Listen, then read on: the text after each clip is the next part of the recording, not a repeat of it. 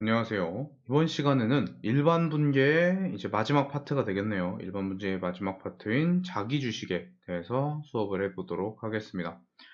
저번 시간에 배웠던 외화와 마찬가지로 회계 1급 일반 분계에서는 가장 어려운 파트에 속하니까 좀 집중을 해서 들어주시면 감사할 것 같습니다. 그럼 일단 자기 주식에 대해서 간단하게 좀 설명을 해드릴게요. 자기 주식이라는 거는 우리의 회사에 주식을 보유하고 있을 경우에 사용하는 계정 과목입니다. 뭐 솔직히 이제 자본금과 이제 다른 거를 좀 배우면서 병행해서 익혀야겠지만 회계 1급에 자본금 파트가 그렇게 많이 나오질 않기 때문에 추가는 하겠지만 지금 당장은 다루질 않을 겁니다. 그래서 그냥 자기 주식이 나오면 자기 주식이란 계정 과목을 써야 되는구나. 지금은 이 정도만 알아주시면 좀 될 것 같습니다. 그럼 자기 주식은 어떻게 계산하느냐? 자기 주식은 다른 건 보지 말고 취득가액, 그러니까 장부에 기록되어 있는 가격으로 계산하시면 됩니다. 구입할 때는 내가 구입을 하니까 취득가액으로 구매를 하고, 그렇게 구입을 하면은 장부에다 기록을 하겠죠. 그렇죠? 그게 장부가액이 되니까 내가 구입한 가격으로 처분을 한다라고 생각을 하시면 됩니다. 자기 주식도 단기 매매 증권과 마찬가지로 액면가액은 보지 않으셔도 되겠습니다. 그럼 예시를 한번 들어볼게요. 자기 주식을 400만 원에 취득하였다. 대금은 보통 예금으로 지급하다라고 했습니다. 취득하다 구입하다니까 간단하죠. 차변에 자기 주식 400만 원, 대변에 보통 예금 400만 원 이런 식으로 해주시면 될 것 같아요. 근데 이걸 한꺼번에 다 팔면 좀 시시하니까 좀 간단하게 좀 나눠서 팔아보겠습니다. 일단 100만 원어치만 한번 팔아볼까요? 자기 주식 100만 원을 현금 140만 원에 매각했다. 400만 원 중에 100만 원만 매각을 한 거예요. 그렇죠? 그럼 일단 100만 원으로 기록되어 있는 걸 140에 매각하면 얼마의 이득을 봐요? 40만 원의 이득을 보죠. 그렇죠? 자, 현금으로 받은 건 140, 없어진 건 자기 주식 100만 원. 그러면은 100만 원짜리를 140에 팔았으니까 40만 원의 이득이 나요. 우리 단기 매매 증권 이렇게 처분했을 때 단기 매매 증권 처분 이익을 썼었죠. 자기 주식도 똑같습니다. 자기 주식을 판매하고 생긴 이익, 자기 주식 처분 이익으로 분개를 해주시면 될 것 같아요.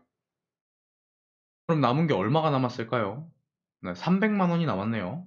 그렇죠? 자, 300만 원 남은 자기 주식 전부를 200만 원에 현금으로 팔았다라고 한번 해보겠습니다. 그럼 일단 자기 주식 300만 원 있는 거 다 지워야 될 거 아니에요. 얼마를 받았던지요. 그렇죠? 현금으로 200을 받았지만 일단 장부에 있는 자기 주식 300만 원은 전부 다 지워준다. 이렇게 합니다.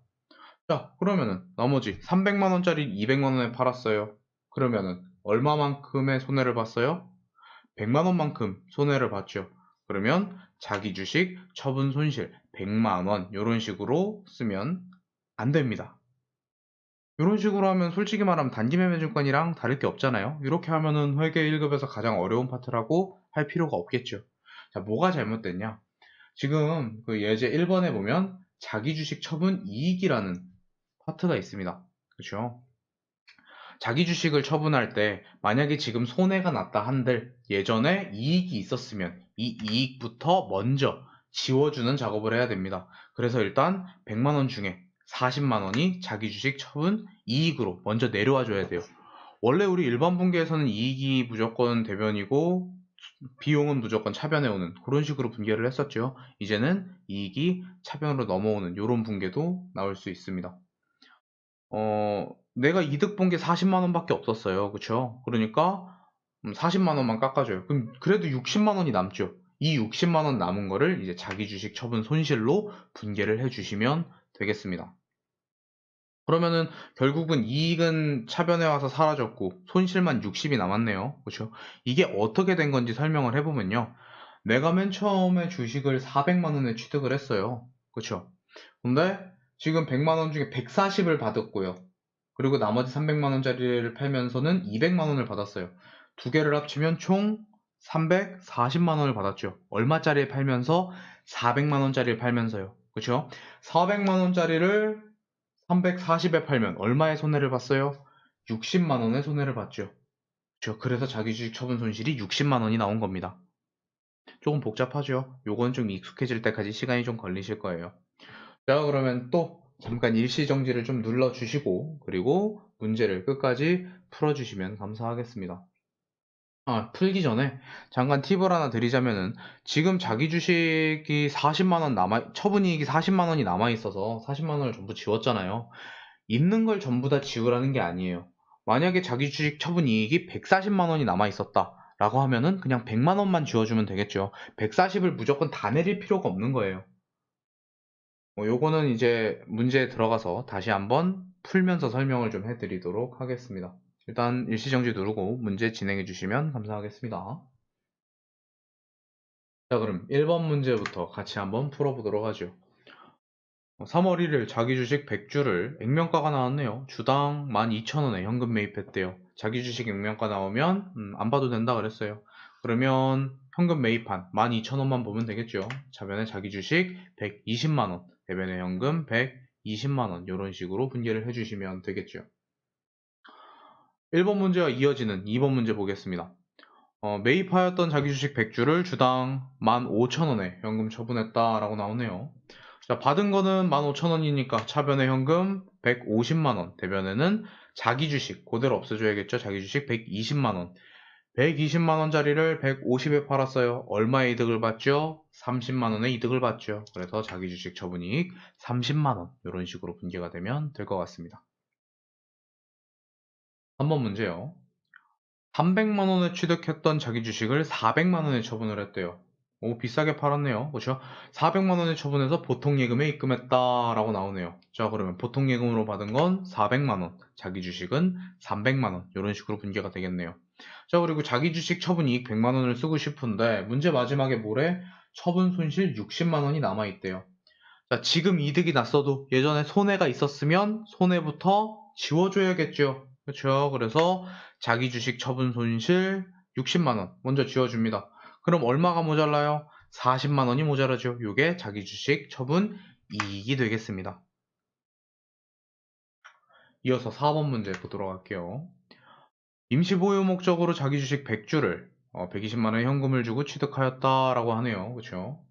120만원에 팔았어요. 액면가액은 볼 필요 없죠. 음, 여기 100주인데 주당이란 소리 없으니까 그냥 요 금액으로 쓰면 되겠네요. 그쵸? 차변에 자기 주식 120만원, 대변에 현금 120만원, 이런 식으로 분개가 되면 되겠네요. 다음요. 자기 주식 100주를 50만원에 처분하고 현금으로 받다. 처분이익 계정은 50만원이 남아있다. 4번 문제가 이어지긴다고 나와있네요. 그쵸? 120만원짜리를 50에 팔았대요. 일단 써볼게요. 현금 50만원 받고 자기 주식 120만원에 팔았다. 그럼 원래 자기 주식 처분 손실 70만원인데 문제 보니까 처분 이익이 50만원이 남아있다 라고 나오네요. 그쵸? 그러면 자기 주식 처분 이익 50만원부터 없애주고 나머지 20만원이 자기 주식 처분 손실이 되겠네요.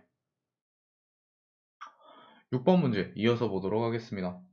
자기 주식 500주를 주당 6,000원에 현금으로 취득했대요. 액면가액은 볼 필요 없고요. 그쵸?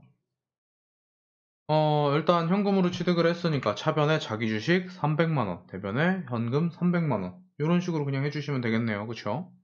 뭐 어려울 게 없어요. 7번 문제 보죠.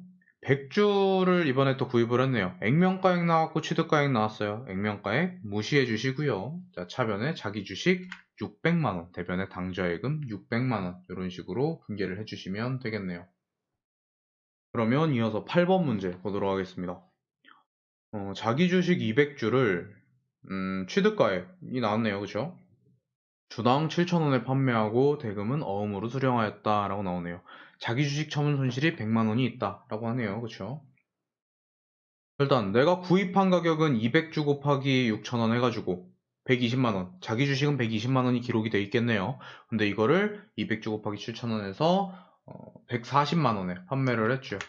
그러면 이런 식으로 차변에 140만원, 대변에 자기 주식 120만원, 이런 식으로 분개가 되겠죠. 그런데 요 다음에 하는 실수가 뭐냐면은 지금 문제 보니까 자기 주식 처분 손실이 100만원이 남아있다라고 나오죠. 그렇죠? 그래서 사람들이 여기다가 손실이 있으니까 손실부터 지워주라 그랬어. 그리고 대변에 자기 주식 처분 손실을 100만원을 쓰시는 경우가 있습니다. 그런 분들이 있으실 거예요. 근데 내가 지금 이득을 본 건 20만원 밖에 없어요. 그렇다고 내가 예전에 손실 본 걸 다 깔 수 있는 건 아니죠. 내가 옛날에 손실 100만원 받고 지금 이득 20만원 받으면 퉁쳐서 난 결국 손실 80만 원을 본 게 되는 거예요. 그쵸? 그럼 여기서 손실만 20만 원만 지워주면은 장부에는 손실이 80만 원 남아 있겠구나. 이런 식으로 기록이 되겠죠.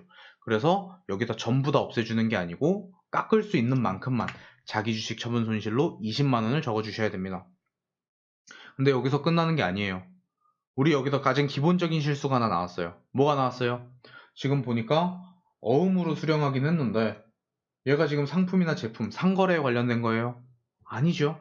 상거래에 관련된 게 아니면 어음이 등장할 수가 없습니다. 그렇죠? 그렇기 때문에 받으러음이 아니고 미수금으로 등장을 해야 됩니다.